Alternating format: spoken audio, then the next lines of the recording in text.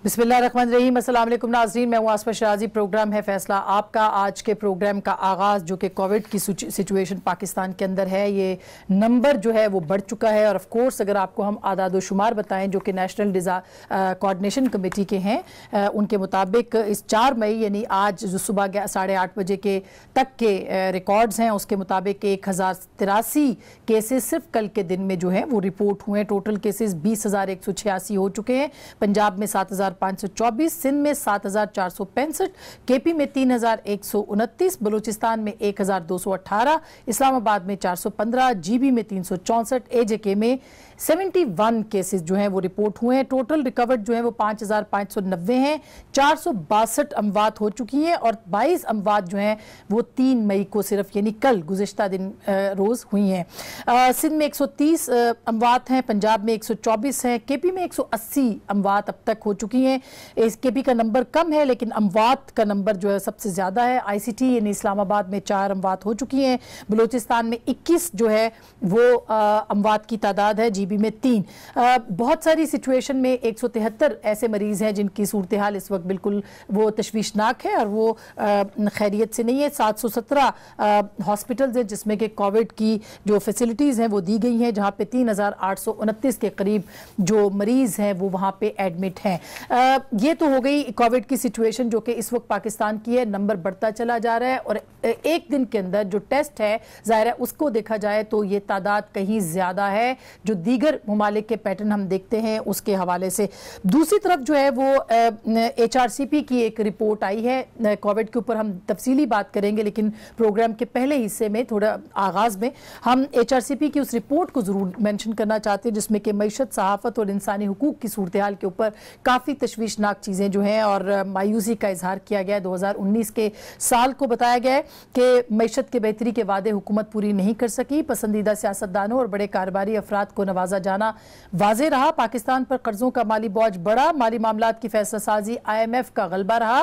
हुकूमत ने अवामी मफादात के मनसूबों की बड़े पैमाने पर कटौती की। टैक्सों की शरह में इजाफा किया गया। बगैर तैयारी, गैर दस्तावेजी मईशत पर टैक्स लगाए गए। सहाफत के बारे में कहा, साल 2019 सियासी इख्तलाफ राय को मुनज़्ज़म तरीके से दबाने के तौर पर याद रखा जाएगा। पाकिस्तान में मरकजी मीडिया की आज़ादी को महदूद किया गया। सोशल मीडिया को कंट्रोल करने के लिए कवायद बनाए गए। डॉन जैसे बड़े अखबारात को निशाना बनाया गया। जियो न्यूज़ और आज TV समेत मुख्तलिफ जो चैनल हैं, मुतअद्दिद चैनल, उनकी आवाज़ों को दबाया गया। हज़ारों सहाफ़ियों, फोटोग्राफर्स, दूसरे मीडिया अफराद की जो नौकरियाँ हैं उनको ख़त्म किया गया। सरकारी इश्तहारात रोकने, मीडिया हाउसेस को वाजबात की अदम अदायगी से कई अखबारात और जरायद बंद हो गए। इंसानी हुकूक के लिए भी मायूस कुन साल रहा। ख़वातीन के साथ घरेलू तशद्दुद, इम्तियाजी सलूक का सिलसिला बरकरार रहा। छोटे बच्चों से ज़्यादती यानी जिनसी ज़्यादती, कत्ल और लाशें फेंकना मामूल का हिस्सा बन गया।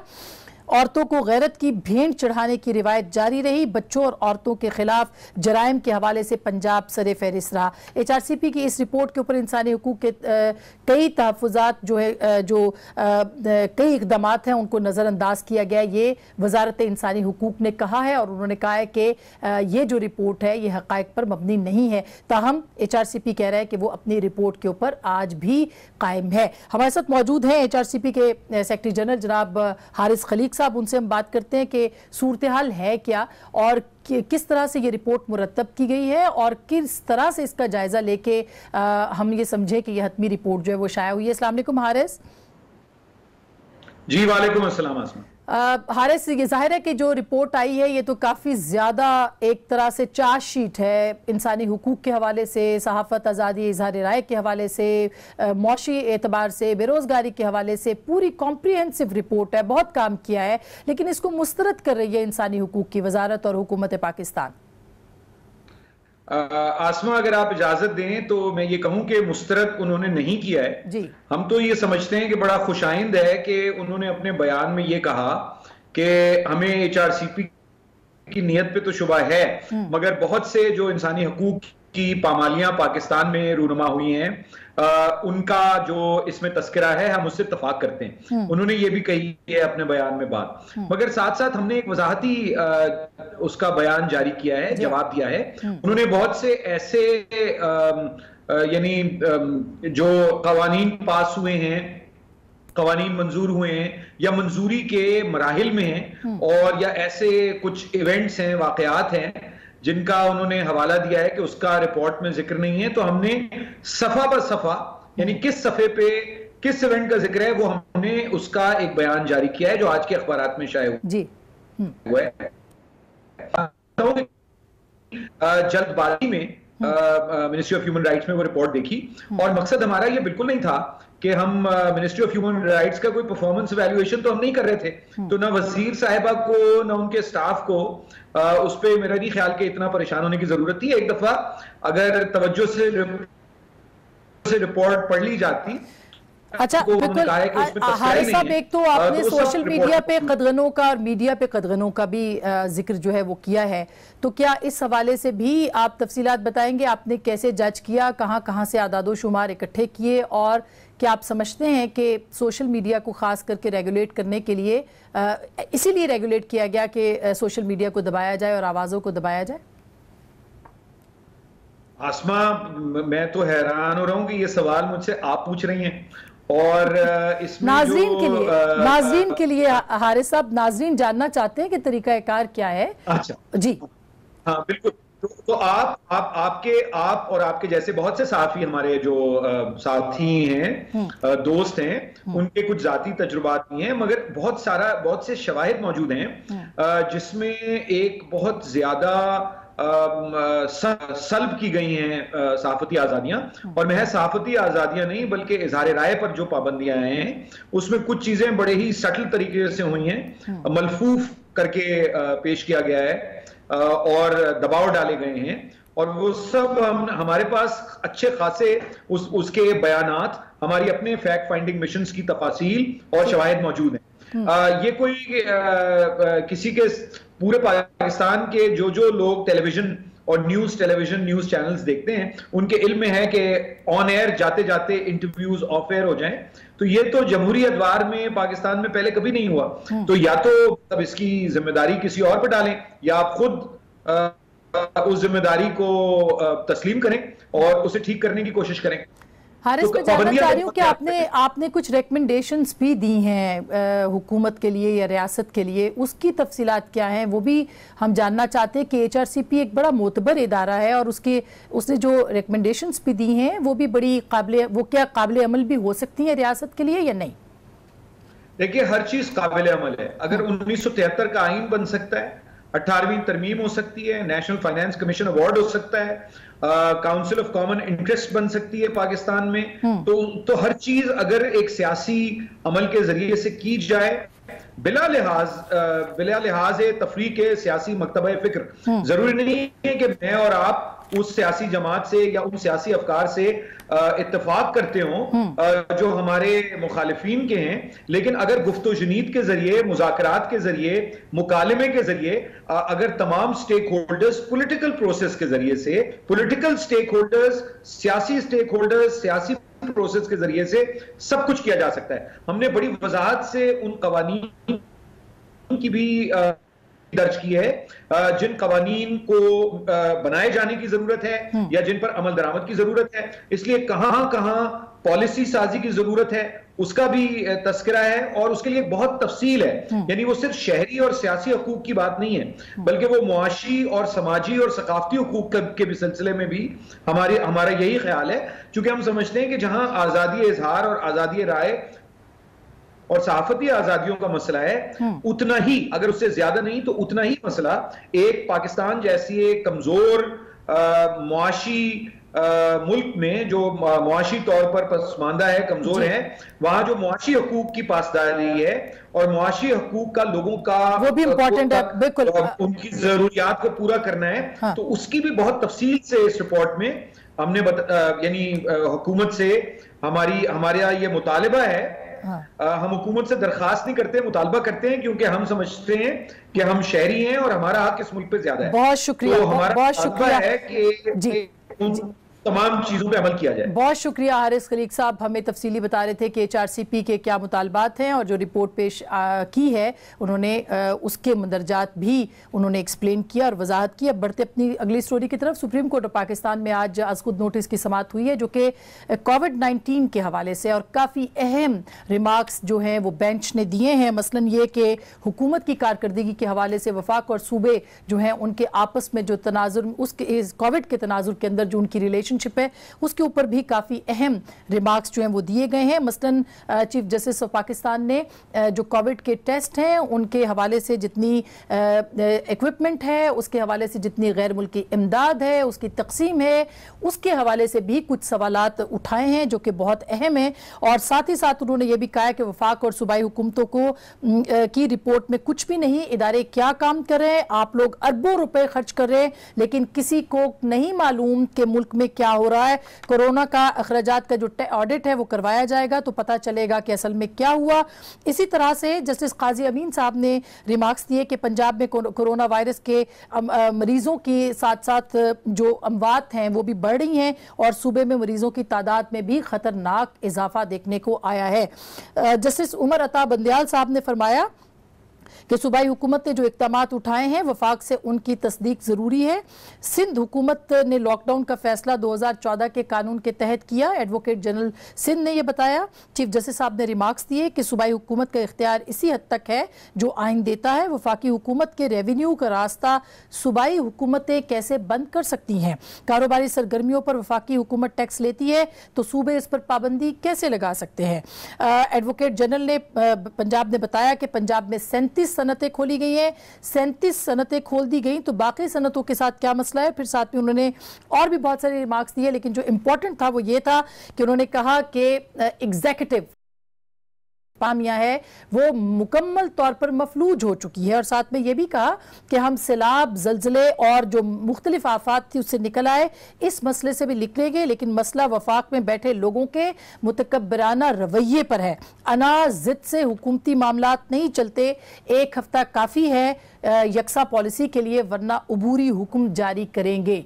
तो ये काफ़ी अलार्मिंग सिचुएशन है जो कि आज सुप्रीम कोर्ट में सामने देखने को मिली है। हमारे साथ इस वक्त मौजूद हैं जनाब मोहम्मद जुबैर साहब जो कि गवर्नर सिंध भी रहे हैं, पाकिस्तान मुस्लिम लीग नवाज के सीनियर रहनुमा हैं। हमारे साथ मौजूद है वफाकी वजीर साइंस और टेक्नोलॉजी जनाब फवाद चौधरी साहब। उनके साथ डिटेल में इस मामले को उठाते हैं कि हो क्या रहा है और यकसा पॉलिसी क्यों नहीं बन पा रही है। 18वीं तरमीम पे भी बात होगी। सबसे पहले जुबैर साहब आपकी तरफ आती हूँ, जो सूरत हाल इस वक्त है उसके ऊपर प्राइम किसने फैसला किया? क्योंकि ये एक तो यकसा मौक़ों की बात हो रही है कि यकसा मौक़े या यकसा फैसले जो है वो नहीं हो पा रहे। आप क्या समझे हैं सुप्रीम कोर्ट की इस स्टेटमेंट के बारे में या रिमार्क्स के बारे में? सॉरी, कहते हैं ना म्यूजिक टू द ईयर्स, जो अभी आपने पढ़ के सुनाया ऑब्जर्वेशन मफलूज हो चुकी है वफाकी हुकूमत का। तो मेरा ख्याल है वफाकी हुकूमत के जो नुमाइंदे हैं फवाद चौधरी साहब इस पर बयान देंगे। हमें तो पता है काफी अरसे से मफलूज है, अगस्त 2018 से मफलूज है और आइंदा और ज्यादा मफलूज होती रहेगी। क्राइसिस ये हैंडल ही नहीं कर सकते। बट देखिए जो इसमें खासतौर पर और सीरियस नोट की ये जो इशू हुआ है और इसमें जो जाहिर है वबा इतनी सीरियस, क्राइसिस इतना सीरियस, लेकिन the lack of consensus between the federal government and the provincial governments, उसने जो ज्यादा इशू को ज्यादा खराब कर दिया है। उसमें जो सबसे ज्यादा ऐड किया कंफ्यूजन वो वजीर आजम साहब ने खुद किया और उनके वज़रा ने किए। वजीर आजम मुख्तलिफ स्टेज पर मुख्तलिफ चीजें कहते रहे। एक तो उन्होंने सबसे इंटरेस्टिंग लास्ट स्टेटमेंट जो दी, उन्होंने कहा कि जी अलीट ने लॉकडाउन करवा दिया। जी अच्छा, अब अलीट ने अगर लॉकडाउन करा दिया था तो सिंध में तो जाहिर है उनका नहीं चलती है, वो मैं आसमा उसकी भी वजाहत कर दूंगा, वो बहुत इंपॉर्टेंट है। क्योंकि 22 मार्च को जब इजलास हुआ था, ऑल पार्टीज इजलास, तमाम political parties chief minister Sindh ने बुलाई थी। PMLN की मैं नुमाइंदगी कर रहा था, मैं खुद वहां मौजूद था। फिरदौस शमीम जो इनके leader of the opposition PTI के हैं वो भी वहां मौजूद थे। उन्होंने पूरी तफसीलात बताई। उन्होंने कहा कि हम लॉकडाउन करने जा रहे हैं और आप हमें मशवरा दें। सेक्टर बाय सेक्टर उन्होंने डिफाइन किया, बिल्कुल जो एक प्रोफेशनल अच्छा तरीका होता है कि जी ये खतरात हैं, ये डॉक्टर्स कह रहे हैं, 100% फिरदौस शमीम साहब ने साइन ऑफ किया, एग्री किया लॉकडाउन का। तो एक तो वजीर आजम साहब को पता ही नहीं है, वजीर आजम साहब बार बार कहते हैं डर गए थे ये कहते हैं ना कि मैं तो वर्ल्ड कप में बैठा था, 18 ओवर में 35 रन बने थे, मैं तो नहीं डरा था। बट आपके जो नुमाइंदे थे फिरदौस शमीम साहब, उन्होंने 100% एग्री किया था लॉकडाउन को। उस दिन रात 12 बजे से लॉकडाउन हुआ था, दैट इज एज पर। दूसरी चीज ये अली, बाकी सूबों में जब लॉकडाउन लगाया तो बाकी सूबों में तो आपकी हुकूमत है, तो या तो वजीर आजम को बाईपास किया गया क्योंकि बड़ा सीरियस है, जो बहुत लोग बात जी, मैंने उसके ऊपर आना है, बल्कि स्टेटमेंट्स दिए हैं, मैं दिखाऊंगी आपको, मैं दिखाऊंगी इस पे। क्या वजीर आजम को बाईपास किया जा रहा है? ये तो और ज्यादा कंसर्न बात है कि जी वजीर आजम से ही पूछा नहीं जा रहा, उनकी एलीट जो उनकी काबीने में बैठे क्या वो दबाव डाल रहे हैं? और क्या अगर इनकी हुकूमत ही महफूज है जैसे कि सुप्रीम कोर्ट ने कहा है, तो फिर तो जाहिर है एलीट ही फैसले करेगा। अच्छा सर, मैं उसके ऊपर आऊंगी क्योंकि जाहिर है कि इंपॉर्टेंट है, हमारे प्राइम मिनिस्टर की बाइट्स भी हमारे पास मौजूद हैं, फैसले जब भी हुए जो भी हुए। लेकिन मैं पहले फवाद चौधरी साहब आपसे एचआरसीपी की रिपोर्ट के ऊपर कमेंट्स लेना चाहती हूँ, वफाकी हुकूमत का। जाहिर है कि उन्होंने काफ़ी लंबी एक चार्जशीट है जो कि हुकूमत और रियासत के ऊपर लगाई है, और आप हारिस खलीक को सुन रहे थे कि वो ये कह रहे हैं कि हमने रिकमेंडेशंस भी दी हैं और हुकूमत ने मुस्तरद नहीं किया हमारे इल्जामात को। आप क्या कहेंगे इस पर? पहली बात तो यह है कि इस वक्त पाकिस्तान में जो ह्यूमन राइट्स मिनिस्टर हैं डॉक्टर शीरीन मजारी, वो पाकिस्तान की तारीख में मेरा ख्याल है इस मामले के ऊपर इससे ज्यादा कॉम्पिटेंट मिनिस्टर कभी नहीं रहा होगा। और जो हारिस खलीक साहब ने पॉइंट्स उठाए हैं उनमें कई बातें यकीनन ऐसी हैं जो तवज्जो की हामिल है और उनके ऊपर तवज्जो भी देनी चाहिए। लेकिन पाकिस्तान के अंदर ह्यूमन राइट्स के ऊपर तो बात हुई है, लेकिन फ्रैंकली हमें टेलीविजन के ऊपर जो हिंदुस्तान के अंदर ह्यूमन राइट्स की इस दफा रिपोर्ट आई है उसके ऊपर हमने उतनी बात नहीं की है जितनी हमें पाकिस्तान में की करनी चाहिए थी। और जिस तरीके से अमेरिकन इस दफा जो रिलीजियस कमीशन की रिपोर्ट है, जिस तरीके से उसने हिंदुस्तान को डिक्लेयर किया है कि वो किस कदर ह्यूमन राइट्स की वायलेशन में मुलव्वस है, पाकिस्तानी मीडिया में अनफॉर्चुनेटली उसके ऊपर उतनी बात नहीं हुई है जो मैं समझता हूँ कि हमें जरूर करनी चाहिए थी। पाकिस्तान में ह्यूमन राइट्स एक इम्पॉर्टेंट इशू है, यकीनन इसके ऊपर हमें बात करनी चाहिए और बात हुई भी है। और मेरा ये ख्याल है कि यहाँ पर मामला बेहतरी की तरफ जा रहे हैं। और फर्क ये है पाकिस्तान में और हिंदुस्तान में कि यहाँ पर भी एक एक्सट्रीमिस्ट तबका है, यहाँ पर भी माइनॉरिटीज राइट्स को वायलेट किया जाता है, लेकिन हिंदुस्तान में उस पार्टी को इलेक्ट कर लिया गया है हुकूमत में। पाकिस्तान में कभी ऐसा नहीं हुआ।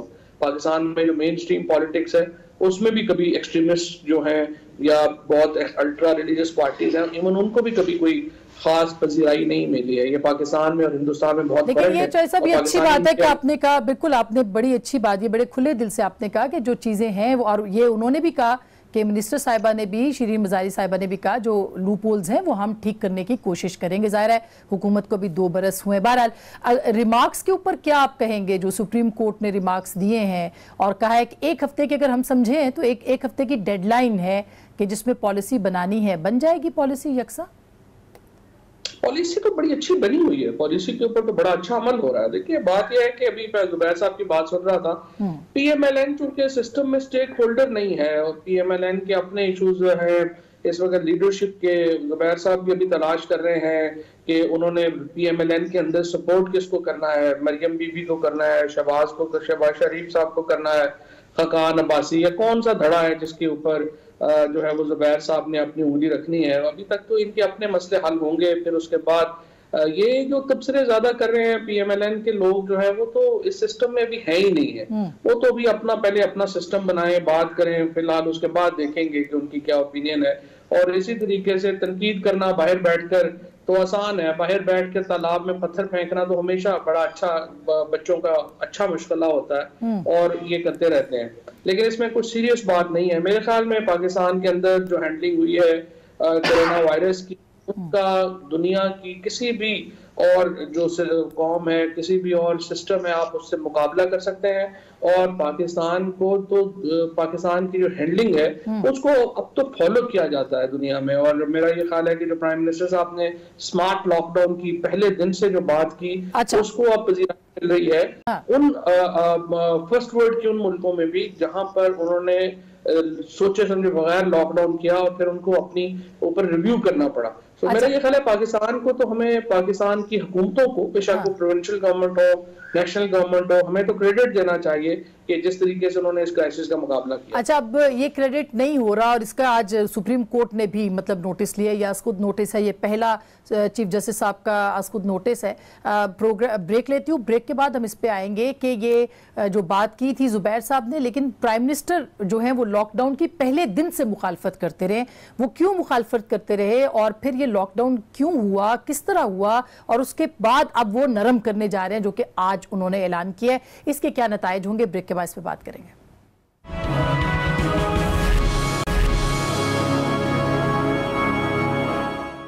वेलकम बैक नाज़रीन, एक दफ़ा फिर आपको खुशामदीद कहते हैं। सुप्रीम कोर्ट के रिमार्क्स और यकसा पॉलिसी, डेडलाइन 1 हफ्ते की वरना अबूरी हुक्म आएगा, ये आज फरमाया है सुप्रीम कोर्ट के मुअज़्ज़ज़ जज साहिबान ने। प्राइम मिनिस्टर ने लॉकडाउन के हवाले से मुख्तलिफ मतलब वो पहले दिन से एक ही बात कह रहे हैं कि लॉकडाउन नहीं होना चाहिए था, ये बगैर सोचे समझे फैसला किया गया। क्या कहा प्राइम मिनिस्टर ने और ये क्यों कह रहे हैं एलीट के बारे में, उस पर बात करेंगे, जरा सुनिएगा उन्होंने क्या कहा। सबसे बड़े मसले हमारे मुल्क में इस लॉकडाउन की वजह से, और इस लॉकडाउन की वजह से जो असरात आम आदमी के ऊपर गए, गरीब लोगों के ऊपर गए, ये सारा एक बहुत बड़ा तबका मुतासर हो गया। मुतासर तो सफेद पोश भी हुए हैं। हमारा तो एक मुल्क पहले मुश्किल में था, तो अब हमने आहिस्ता आहिस्ता ये लॉकडाउन को खोलना है। तो ये तो खोलने के बारे में कह दिया, लेकिन लॉकडाउन जब के बारे में जो एलीट के बारे में प्राइम मिनिस्टर कहते थे, जरा वो भी सुन लीजिए। कोरोना ना अमीर ना गरीब पे फर्क ही नहीं करता। लॉकडाउन अनाउंस कर दिया जी, जल्दी से फौरी लॉकडाउन अनाउंस कर दिया। सोचा ही नहीं कि वो बेचारा दिहाड़ीदार, वो गरीब आदमी, वो रिक्शे वाला, उसका क्या बनेगा। नहीं, अमीरों ने सोचा अच्छा जी 2-3 ये अमीरों को भी आता, तो एकदम सारा एक एलीट ने फैसला कर लिया सारे मुल्क के लिए। ये कौन से एलीट्स हैं जिन्होंने ये लॉकडाउन हम पे इम्पोज कर दिया। इस वक्त जो पाकिस्तान में लॉकडाउन है, पख्तूनख्वा की हुकूमत और पंजाब की हुकूमत के तजवीज़ पे लॉकडाउन एक्सटेंड किया गया। इसका ऐलान इस वफाकी वजीर ने किया। तो क्या ये वो एलीट्स हैं जिन्होंने ये लॉकडाउन हम पे मुसल्लत किया? कौन हमारा वजीर आजम को समझाएगा कि वो अब कंटेनर पे नहीं है, इस मुल्क का वजीर आजम है। जुबैर साहब, एलीट ने ये फैसला किया, प्राइम मिनिस्टर इस वक्त प्राइम मिनिस्टर हैं, एग्जीक्यूटिव हैं पाकिस्तान के, वो ये बात कह रहे हैं, तो इसका मतलब है कि वजन है किसी ना किसी चीज में। मेरा ख्याल है वजीर आजम साहब का फोरेंसिक ऑडिट होना चाहिए जी, क्योंकि ये बड़ा फोरेंसिक ऑडिट होना चाहिए। इनको बड़ा शौक है ना, फोरेंसिक करते रहते हैं। अब फोरेंसिक ऑडिट क्यों होना चाहिए? वजीर आजम कह रहा है कि एलीट ने कर दिया। सिंध का मैंने बता दिया कि इनकी पार्टी मुकम्मल तौर पर 22 मार्च को 3 बजे उन्होंने फुल 100% सपोर्ट की थी विदआउट शमीम नकवी ने। सो सिंध के लॉकडाउन से दे वर सपोर्टिव। केपी में इन्होंने खुद लगाया, पंजाब में इन्होंने खुद लगाया, बलोचिस्तान में इन्होंने खुद लगाया। इन द लास्ट 1 मंथ से ज्यादा 5 हफ्ते पिछले हर दफा असद उमर ने आके ऐलान किया है लॉकडाउन की एक्सटेंशन। तो सीरियस जो मैं फोरेंसिक की बात कर रहा था, तो clearly prime minister is not being consulted फैसला साजी में, उनको पुश करके, और जो बहुत से बाहर के अखबारात में भी आता रहा है कि जी प्राइम मिनिस्टर को बिल्कुल पीछे धकेल दिया गया है, और वो अपनी ये फ्रस्ट्रेशन का इजहार कर रहे हैं। अब वो फ्रस्ट्रेशन एलीट की, उनकी अपनी काबीना के एलीट से है, कौन से एलीट से है, मेरा ख्याल है ये बहुत ज्यादा जरूरी है। दूसरी बात मैं वजाहत करता हूँ, जो अभी फवाद ने कहा था कि फर्स्ट वर्ल्ड कंट्रीज ने किसी ने फॉलो नहीं किया। बड़ा सिंपल सा रूल है फवाद चौधरी साहब, अगर आप फॉलो करें, वहां ये है कि there was complete lockdown in every country of the world except for Sweden. So हर कंट्री ने लॉकडाउन किया, और एक उनका एक बड़ा स्टैंडर्ड यार्डस्टिक था कि फ्लैटनिंग ऑफ द कर्व, कि जब वो कर्व फ्लैट होगा, विच मींस के जब उसकी जो इंक्रीज है उसमें कंसिस्टेंट कमी आएगी, एंड 2 हफ्ते वो देखते हैं कि ये कंसिस्टेंटली कमी होती चली जा रही है, देन द रिलैक्सेशन स्टार्ट्स। इसके बगैर नहीं कि पाकिस्तान की तरह उन्होंने नहीं किया कि कर्व सीधा ऊपर जा रहा है और आप रिलैक्सेशन की बात कर रहे हैं। सो उस वक्त अगर लॉकडाउन गलत लगा था, क्योंकि वजीर आजम क्लियरली कह रहे हैं then who in his government is responsible for the lockdown and the misery of millions and millions of Pakistanis? अच्छा चौधरी साहब, ये बड़ा इंपॉर्टेंट सवाल है और इस पे बड़े सवाल है। किस एलीट का प्राइम मिनिस्टर कह रहे हैं कि जो लॉकडाउन चाहती थी? क्योंकि अनाउंस एक दफा जो है वो DGISPR ने किया था, दूसरी बार जो है तब से लेके अब तक असद उमर साहब उसको बंदिश का नाम देते हैं और वही आके अनाउंस भी करते हैं। तो उनका इशारा किसकी तरफ है? असल में एलीट है कौन? हिंदुस्तान का ना रेफरेंस अपना बताएं कि ये जो सवाल है ठीक है जुबैर साहब, मुझे पता है थोड़ा सा आपका PMLN का ओवरऑल दिल जरा डूब जाता है अगर हिंदुस्तान की बात करें, कोई बात नहीं, उनकी बात नहीं करते हम। अच्छा, दूसरी बात यह है जो अभी आपने जो बात की है, पहली बात तो यह है कि जो प्राइम मिनिस्टर साहब का इशारा है वो बड़ा वाज़ेह है। प्राइम मिनिस्टर साहब ने उस लॉकडाउन की तरफ इशारा किया है जो पहले 3-4 दिन सिंध गवर्नमेंट ने इम्पोज किया था, और उसके नतीजे में क्या हुआ था, हमारे खसूसन गिलगित बल्तिस्तान में पेट्रोल डीजल शॉर्ट हो गया था। और जो जिस तरह से जुबैर साहब ने कहा है कि मुल्कों की, मैंने तो ये कहा ही नहीं है कि उन मुल्कों ने लॉकडाउन नहीं किया, मैंने ये कहा वो तो रिव्यू कर रहे हैं अपने फैसले के ऊपर। अब बात मुकम्मल हो जाए ना, वो तो रिव्यू कर रहे हैं अपने फैसले के ऊपर, लॉकडाउन के ऊपर, कि उसके जो असरात हैं या जो नताइज हैं वो बरामद नहीं हुए जिसकी तवक्को की जा रही थी, लिहाजा वो अपने फैसलों पर रिव्यू कर रहे हैं। तीसरी बात यह है, प्राइम मिनिस्टर साहब का जो आइडिया है लॉकडाउन का वो बड़ा वाज़ेह है, और उसको वो अमली सूरत रोजाना जो है वो MCOC की जो मीटिंग होती है उसके बाद हतमी फैसला जो प्राइम मिनिस्टर करते हैं वही है। वो क्या कहते हैं, वो कहते हैं कि आप लॉकडाउन करें लेकिन रोजाना की सूरत हाल को देखते हुए आप फैसले करें कि किसने कौन से सेक्टर्स को हमने रिलैक्स करना है, कौन से सेक्टर नहीं करना। गिला किससे मिसाल तो आप कह रहे हैं कि करना था तो वो कर लेते ना, अच्छा गिला किससे कर रहे हैं? वैसा प्रॉब्लम ये होती है स्काइप में जब दो बंदे बात कर रहे हैं ना, समझ नहीं आती कोई किसने क्या बात की है, तो सब्र कर। गिला किससे कर रहे हैं? वो ये कह रहे हैं कि शिकवा प्राइम मिनिस्टर को किससे है, किसको मुखातिब करके कहते हैं? जी, सिंध हुकूमत से बात ये कि प्राइम मिनिस्टर जब बात करते हैं ना लॉकडाउन की, वो ये कह रहे होते हैं कि हमें ये अंधाधुंध जो है ना वो फॉलोइंग नहीं करनी है कि हर चीज बंद कर दो, उसमें जो हमारा मजदूर है, किसान है, वो सफर करेगा। वैसे अगर अभी हम लॉकडाउन करते हैं, हमारी सबसे बड़ी कमर्शियल एक्टिविटी चल रही है, गंदम उठा रहे हैं हम लॉकडाउन करते हैं, यहाँ पे डीजल बंद हो जाएगा, ट्रैक्टर बंद हो जाएंगे, आप कैसे जो है वो ये आगे आटे का बोरान पैदा हो जाएगा, आप नहीं कर सकते हैं। इसी तरह से जो कंस्ट्रक्शन सेक्टर को प्राइम मिनिस्टर ने खोला ताकि मजदूर जो हैं वो बेरोजगार ना हो, हमारा जो मिस्त्री है, हमारा जो एक उस सनत से वाबस्ता लोग हैं वो बहुत बड़ी तादाद में है। क्या ये चौधरी साहब ये मुनासिब नहीं था कि कुछ एक महीना शुरू का बड़ा सख्त किस्म का लॉकडाउन किया जाता और उसके बाद उसको नरम किया जाता? अभी आप खुद बताइए कि कहीं पे किसी भी जगह पे सख्त लॉकडाउन हुआ है जिसको हम लॉकडाउन कहें?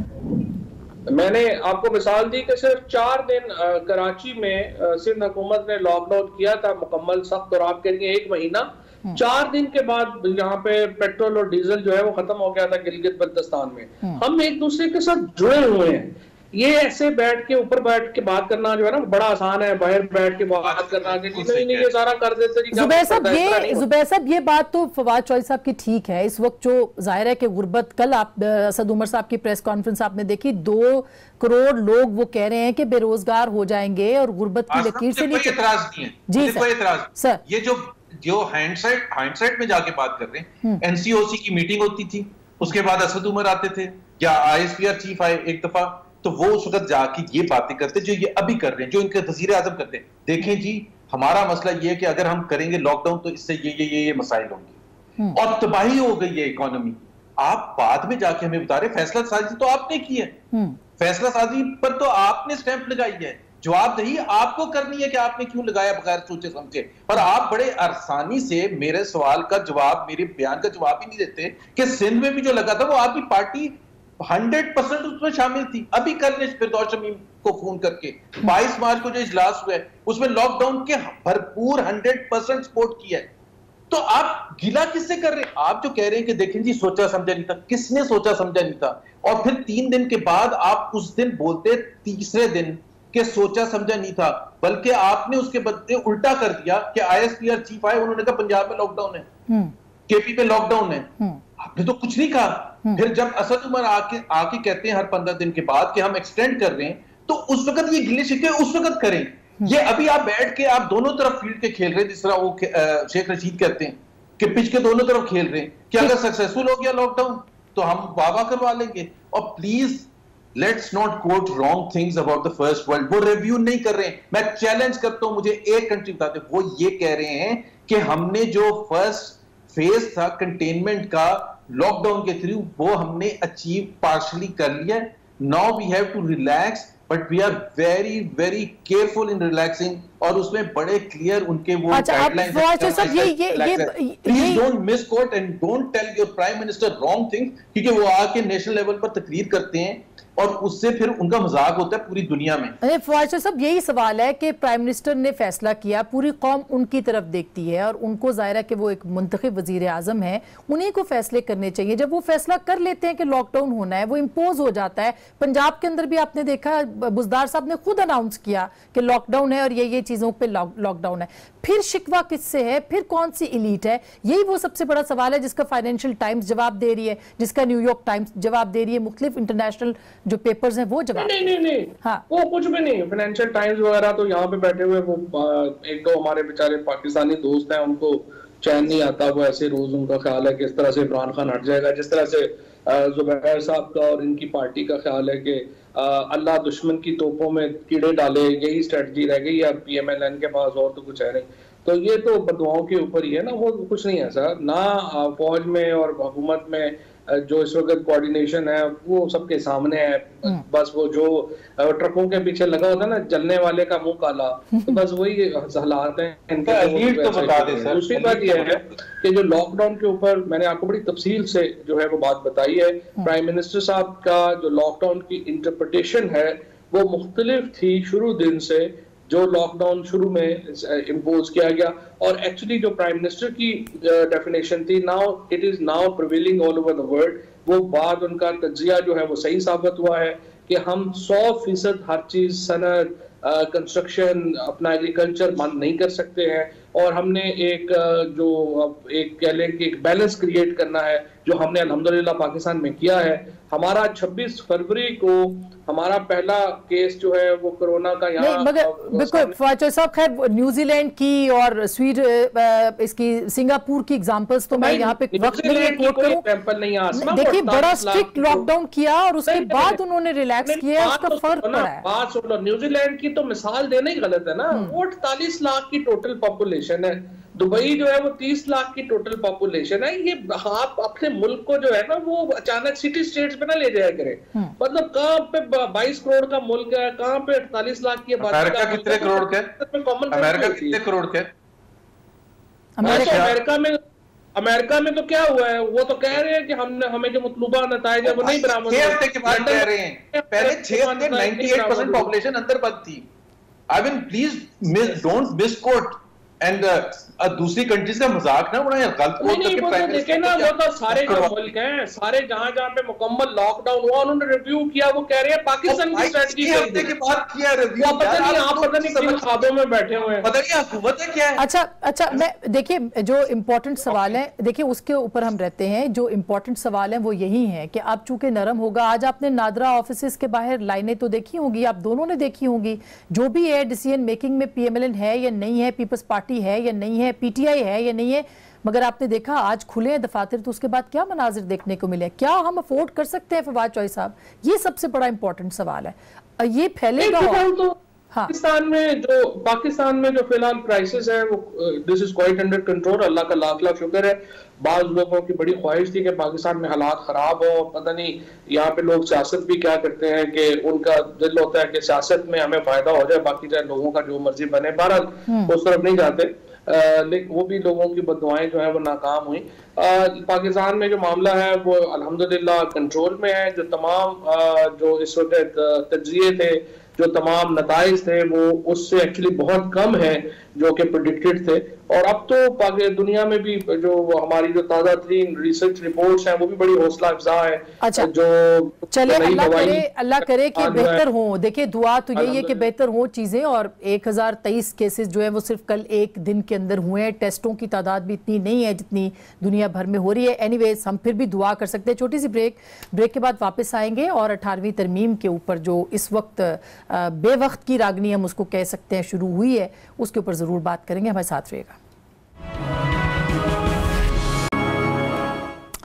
वेलकम बैक नाज़रीन, एक दफ़ा फिर आपको खुश आमदीद कहते हैं। 18वीं तरमीम के हवाले से अब जाहिर है कि जब से कोरोना हुआ है और सूबों के अपने इख्तियारात हैं, आज सुप्रीम कोर्ट ने भी रेवेन्यू के हवाले से कुछ बातें की हैं सूबाई हुकूमतों के हवाले से। बहरहाल उसमें जाए बिना ये बहस क्यों और कैसे शुरू हुई है, जहाँ तक मुझे इल्म है प्राइम मिनिस्टर से मैंने खुद ये सवाल पूछा था एक दफ़ा जब मुझे एक ही बार बुलाया था उसमें, और उन्होंने बड़ा कैटेगोरिकल ये कहा था कि 18वीं तरमीम पे कोई भी पाकिस्तान तहरीक इंसाफ जो है उसका कोई इरादा नहीं है, और प्रेसिडेंट साहब ने भी यही मुझे ऑन द रिकॉर्ड जवाब दिया था। तो ज़ुबैर साहब, ये बहस क्यों कर अब तक शुरू है, ये कैसे शुरू हुई है, और कोरोना पे क्या ये बेवक्त की रागनी है या सही वक्त है इस पे बात करने के लिए? एक तो आपके साथ भरपूर हमदर्दी है कि आपको सिर्फ एक दफा बुलाया था, वो मेरा ख्याल है जब फवाद चौधरी साहब थे इंफॉर्मेशन से उस वक्त बुलाया होगा, उसके बाद वो भी चले गए और आपको भी भूल के प्राइम मिनिस्टर ऐसा ही है वैसे। तो हमदर्दी हमारी आपके साथ है। मैं सिफारिश जरूर करने की नहीं कतन नहीं, सहाफियों के लिए कोई बड़ी बात नहीं। जी सर। 18th अमेंडमेंट का देखें जी, इस वक्त सिचुएशन ये है कि पार्लियामेंट का सेशन बुलाने के लिए जो हुकूमत तैयार नहीं है वो 18th अमेंडमेंट को में रद्द बदल करने के लिए। देखें कॉन्स्टिट्यूशन में अमेंडमेंट्स होती हैं और कभी भी वो रुकती नहीं है, कोई भी कंट्री हो, और Pakistan is no exception. Pakistan में भी जब मौका आया जिसकी भी हुकूमत थी उन्होंने महसूस किया आखिरकार 18th अमेंडमेंट भी होगी। उसकी बड़ी जाहिर है बहुत सी वजूहात थी। एक तो 17th अमेंडमेंट में जनरल परवेज मुशर्रफ ने जो बिगाड़ किया था, पूरा या तबाह बर्बाद कर दिया था कॉन्स्टिट्यूशन को, तो रिस्टोर उस हद तक तो करना था। लेकिन अगर ये पिछले 1.5 साल में हम बहुत दफा हर 4-5 महीने के बाद देखिए, मेरा एक इसमें तज्जिया ये है कि PTI has mastered the art of justifying failure. This corona thing is a massive failure. अब ये जो फेलियर जो है, अब इसको इन्होंने जस्टिफाई करना है कि जी ये क्यों इतनी तबाही हो या लोगों में गुर्बत क्यों बढ़ गई, लोगों की नौकरियां क्यों चली गई। तो ये अब करेंगे, ये इन्होंने कहना शुरू किया जी सारा जो कसूर है वो 18th अमेंडमेंट में है, और 7th एनएफसी अवार्ड की जो रिसोर्स एलोकेशन है उसको जब तक सही नहीं किया जाएगा वफाकी हुकूमत की परफॉर्मेंस आप पूछेंगे।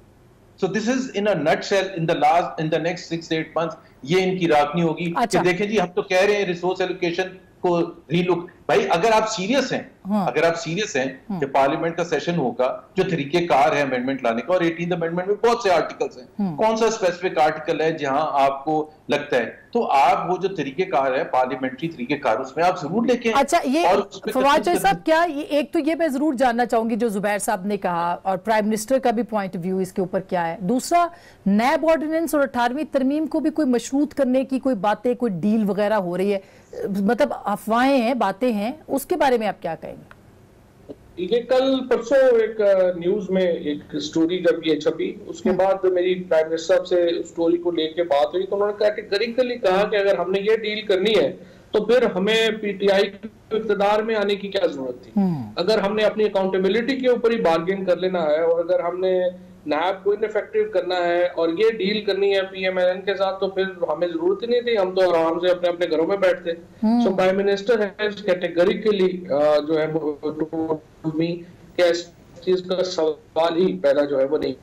दूसरी बात यह है कि जो 18वीं तरमीम की अगर आप बात करें, देखिए उसके 2 हिस्से हैं। एक हिस्सा है जहां डेवोल्यूशन हुई है, फेडरेशन से इख्तियार प्रोविंसेस को गए हैं, वो हिस्से के ऊपर कंसेंसस है। पाकिस्तान में तमाम पॉलिटिकल पार्टीज का ये कंसेंसस है कि वो जो हमने डेवोल्यूशन की है वो बड़ी सही की है और उसको हमने लेके चलना है। एक हिस्सा जो दूसरा जिसके ऊपर बातचीत की जरूरत है वो ये है कि कोऑर्डिनेशन का प्रॉब्लम है, जिसमें कि फॉर एग्जांपल अगर आप देखें कि हमारी यूनिवर्सिटीज हैं, जो प्रोविंशियल यूनिवर्सिटीज हैं, उनकी रैंकिंग दिन ब दिन गिरती जा रही है और नेशनल फेडरल एचईसी के साथ उसका कोई रिलेशनशिप नहीं है।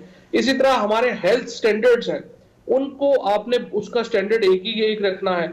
अभी फॉर एग्जांपल अभी हमने एक स्टैंडर्ड्स में Pakistan standard quality control authority हमारा इदारा है, हमने वाजे किया कि फूड स्टैंडर्ड्स पाकिस्तान में एक होंगे, लेकिन अदरवाइज एक इससे पहले पंजाब को नहीं कह दिया कि नहीं जी तो आप ये कह रहे हैं तालीम और सेहत के, यही असद उमर साहब का भी पॉइंट ऑफ व्यू था, उनके बयान से ये बहस शुरू हुई थी और उन्होंने कहा कि तालीम और सेहत, एनएफसी के बारे में तो असद उमर साहब के फ्रैंकली बात शुरू नहीं हुई थी। प्रॉब्लम ये हो जाती है कि मीडिया ने अपनी भी कोई दुर्फुतनी छोड़नी होती है ताकि कोई बहस रहे, इंटरेस्ट रहे, ये वो गुफ्तगू रहे।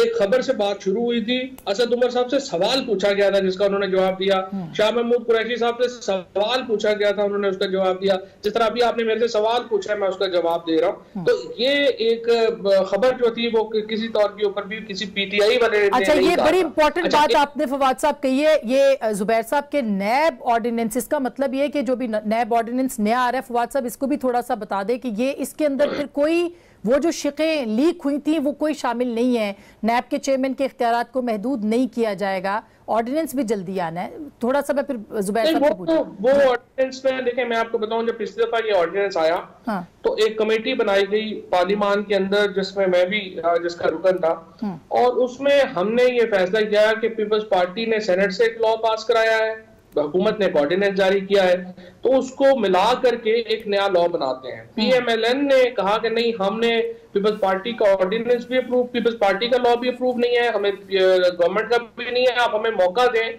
हम नया लॉ बना करके पीपल्स पार्टी को देते हैं और आप उसके ऊपर गौर करें। उस वक्त मैंने राना तनवीर साहब को भी और एहसन इकबाल साहब को ये कहा कि इस वक्त माहौल है, आप लोग खुद ही कह रहे हैं कि लॉ नैब लॉ सही नहीं है, ये हमने नहीं बनाया, वो आपने अपना बनाया हुआ है। इसके चेयरमैन से लेके चपरासी तक एक भी अपॉइंटमेंट हमारी नहीं की हुई, आपने खुद ही की हुई है। मैंने उन्हें कहा आप इस वक्त इस लॉ की अमेंडमेंट कर लें, इसको लंबा ना करें, फिर बात हाथ से निकल जाती है। आज वो दिन है और आज का दिन है, ना पीपल्स पार्टी को पीएमएलएन का ड्राफ्टेड लॉ मिला है, ना हमें लॉ मिला है। जुबैर साहब इस पर मैं आपका जवाब चाहूंगी, टाइम बिल्कुल खत्म हो जाएगा। ये तो फवाद चौधरी साहब ने तो क्लियर बात की है कि कोई लॉ आया ही नहीं। आपके ज्यादा इंपॉर्टेंट नुकता है कि ये कह रहे थे कि वजीर आजम ने कहा कि वो कॉम्प्रोमाइज क्यों करेंगे अगर पावर में क्यों आते। तो फवाद साहब वो बताएं कि सबसे बड़े चीनी के चोर और बिजली के और वो जो रिपोर्टें आई हैं और गंदम के, वो तो बैठे हुए हैं, तो कॉम्प्रोमाइज तो वो करके बैठे हुए हैं। बिल्कुल कैसे कह रहे हैं कि कॉम्प्रोमाइज नहीं करूंगा मैं हुकूमत में क्यों? आपके लेफ्ट राइट सेंटर सारे बड़े से बड़े चैंपियन बैठे हुए, माफियाज बैठे हुए, तो कॉम्प्रोमाइज को उन्होंने दबा के अगर देखो सब्सटेंटिव बात करेंगे नैब ऑर्डिनेंस, सर पीएमएलएन ने अभी तक नैब ऑर्डिनेंस हवाले नहीं किया पीपल्स पार्टी के, पीपल्स पार्टी के हवाले नहीं किया। ये मुझे इसका पता करके जरूर बता दूंगा, but we are most interested. मुझे उससे ज्यादा इंटरेस्ट ये कि ये इमरान खान बीच में से हट जाए नैब के। हमने लगाया था, नहीं लगाया था, आपको कोई वो नहीं है। वो तो उन्होंने कहा कि प्राइम मिनिस्टर ने उनको डायरेक्टली कहा है कि बिल्कुल कोई कॉम्प्रोमाइज नहीं होगा नैब के इख्तियारात पे, नैब के को इनफेक्ट करने की खबरें गलत हैं, ये उन्होंने साफ कहा है। हर चीज कॉम्प्रोमाइज कर